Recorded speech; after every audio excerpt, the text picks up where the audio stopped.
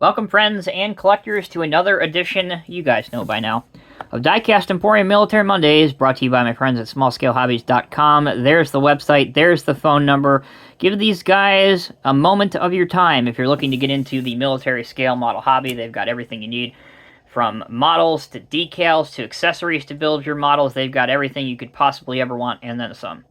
Alright, this week's episode is about the Vietnam War era M132 self-propelled flamethrower, more commonly known as the Zippo.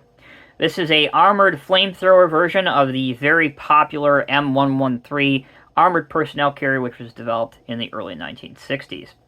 Manufactured and developed by FMC Corporation, the food machinery company, nearly 350 of these went into service. Many of those saw active service in Southeast Asia during the war. So, if we take a moment to look at the top of this M113, which obviously we know now this is the M132 version, you can see the armored cupola. This is where the gunner would sit. Here is your primary weapon, the green one. Your secondary weapon would be your machine gun right here, the black one. So, the flamethrower here in green, that was the M10-8 flame gun, and then I mentioned the coaxial machine gun right next to that was a 7.62mm M73 machine gun. This vehicle had a 200-gallon fuel capacity, which enabled the flamethrower to fire up to 32 seconds, which obviously you would never deplete that all in one go. You would do small bursts, wet bursts, etc., etc. And it could suppress and reach targets up to 170 meters away. Not bad for a flamethrower. So the typical practice for this vehicle would be to support, obviously, infantry units, and it would suppress targets first with the machine gun, and then as the vehicle could maneuver into position, it would then use your burst or your wet shots with the flamethrower. It's a very unusual and unique piece of kit.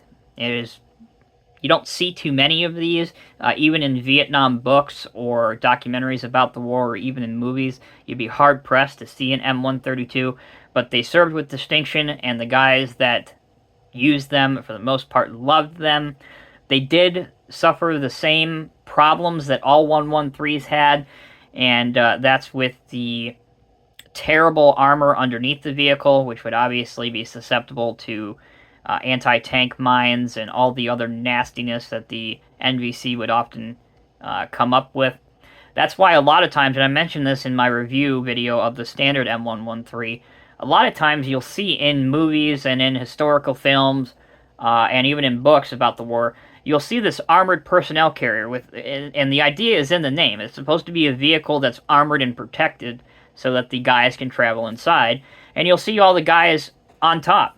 You'll see them all up on here, completely exposed to small arms fire, completely exposed to the hot, humid, horrible conditions of, Southeast Asia. But honestly, the design of this was so bad that it often got too hot to actually function inside the vehicle, and then couple that with the fact of the terrible design and placement of the underbody armor. That's a lot of reasons why you would see the guys riding on top of these things. Alright, as for the model, it's a 187 or HO scale Roco MiniTanks M132.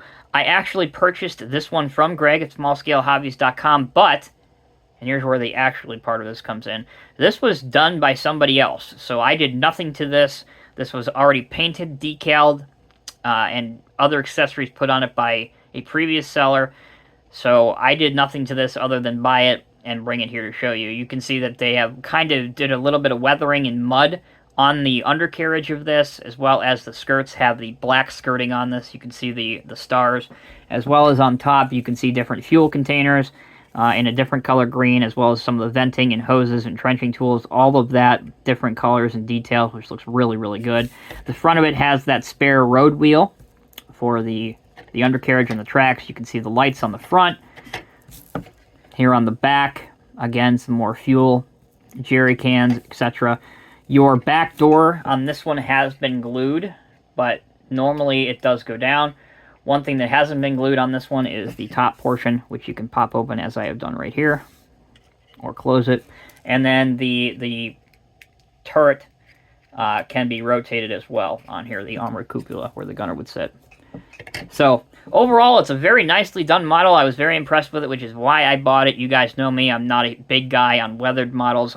I usually like my models to look showroom new.